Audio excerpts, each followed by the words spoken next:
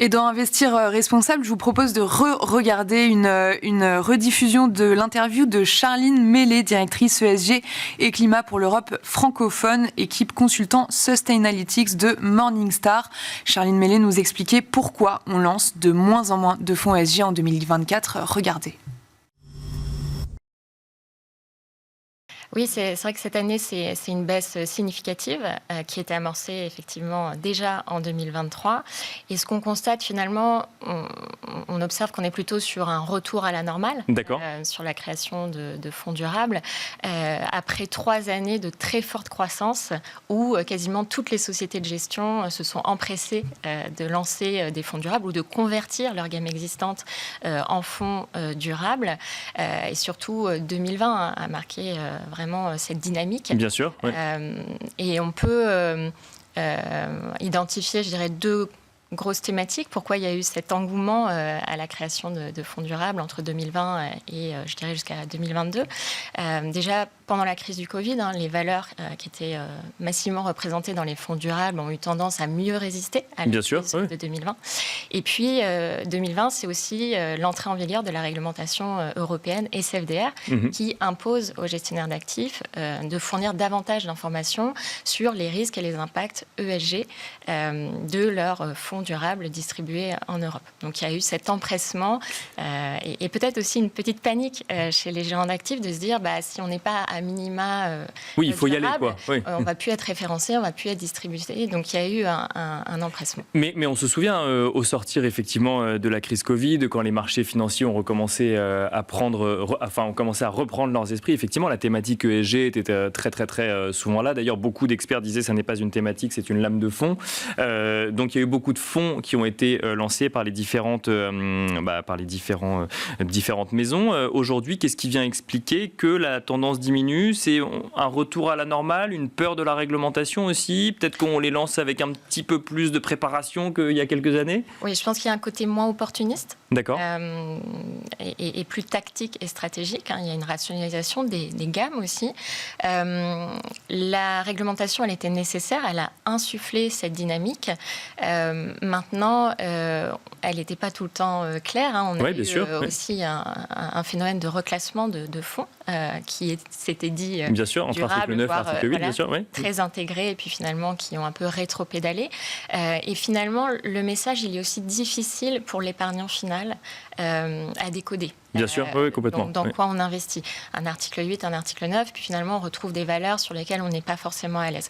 Donc aujourd'hui, la réglementation, elle était encore une fois nécessaire, il faut l'améliorer et on est vraiment dans cette dynamique-là. Au niveau européen, aujourd'hui, on s'attend à une révision assez profonde de la réglementation, donc il y a cet attentisme aussi des sociétés de gestion d'attendre un petit peu les directives et la réglementation attendue va être beaucoup plus prescriptive qu'elle n'était en 2020. Donc les gérants doivent aussi s'accorder à voir si ça correspond à leur stratégie d'investissement qu'ils ont mis en place. Si on pose la question autrement, il y a effectivement eu ces requalifications article 8, article 9 en article 8. Il y a eu plus récemment la nouvelle version du label ISR. Il y a cette attente de réglementation.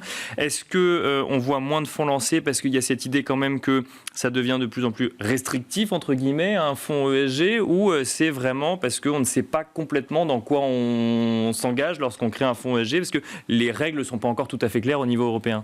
Je pense déjà 2 choses. L'offre, elle est déjà très dense. Donc, il y a aussi cette volonté des gérants d'un peu rationaliser, encore une fois, donner des messages clairs et des choix d'investissement un peu plus fléchés. Bien sûr.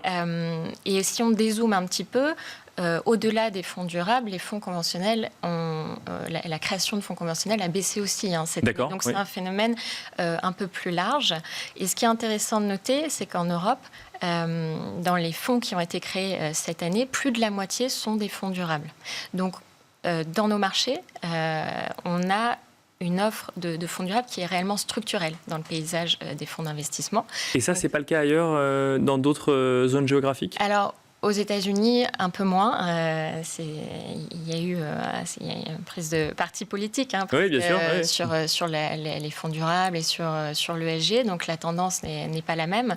Mais en Europe, la réglementation a eu ce mérite de d'instaurer l'offre durable, ESG, de façon structurelle dans le paysage des fonds. Et ça, c'est important parce que derrière les fonds durables, c'est des entreprises qui portent des projets qui sont nécessaires pour des causes environnementales, sociales, sociétales.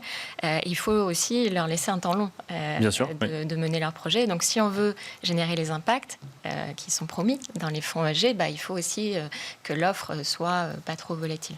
Et alors justement, ce temps long, est-ce qu'il est compris maintenant côté investisseurs particuliers? Est-ce qu'en termes de flux, est-ce qu'en termes d'appétence pour les fonds ESG, on constate une fidélité ou une défiance ou en tout cas un questionnement de la part des investisseurs particuliers? C'est clairement un sujet qui suscite l'intérêt. Il faut aller le chercher. D'accord. L'épargnant aujourd'hui... Alors, il y a plein de facteurs. Le ESG, c'est pas facile d'identifier une tendance unique parce que c'est très large. Bien les sûr. Sujets sous-jacents sont aussi très très denses, beaucoup plus que des critères ou des indicateurs financiers plus traditionnels. Néanmoins, quand on porte le sujet, quand le conseiller porte le sujet, il est toujours facteur d'intérêt. Et donc après, il faut aussi créer un petit peu de pédagogie, mais l'histoire derrière l'investissement est quand même important. C'est ce qu'on note auprès de l'épargnant. Et donc, les flux, là, on note effectivement, autant le premier trimestre, on avait encore une décollecte sur les fonds durables. D'accord. Et là, sur le deuxième trimestre, on est de nouveau sur une collecte positive. Aussi, ce sont des grandes valeurs, souvent, qui sont représentées dans les fonds ESG, qui parlent aux épargnants, dans lesquels ils ont une certaine confiance. Donc, sur nos marchés, encore une fois, européens, pour diverses raisons, mais la thématique de l'ESG, que ce soit pour des questions environnementales ou plus de santé, d'accès à l'éducation ou autre, il y a toujours des thématiques qui sont intéressantes pour l'épargnant. Si je reviens sur ce que vous nous disiez, donc effectivement moins de fonds ESG lancés, mais moins de fonds lancés au global, on revient sur des niveaux finalement avant effectivement cet engouement qu'on a pu connaître en 2020. Rien d'inquiétant donc sur le fait que le nombre de fonds ESG lancés diminue, ou ça montre pas un désintérêt vis-à-vis que ce soit côté investisseur particulier ou côté professionnel de l'investissement. C'est un retour à la normale quelque part. Exactement, une normalisation et vraiment l'insertion de ce type de produit d'investissement dans un paysage, une offre d'investissement proposée en France et en Europe.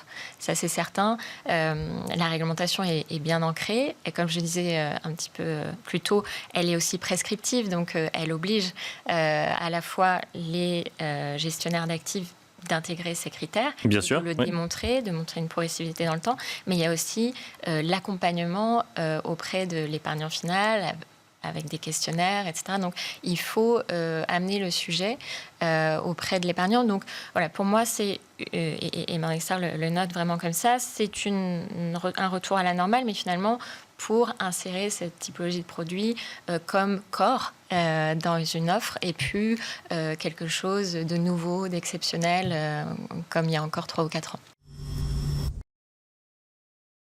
Voilà, c'était Charline Mellet dans Smart Patrimoine il y a quelques semaines au micro de Nicolas Pagnès. Et quant à nous, on se retrouve tout de suite dans Enjeu Patrimoine.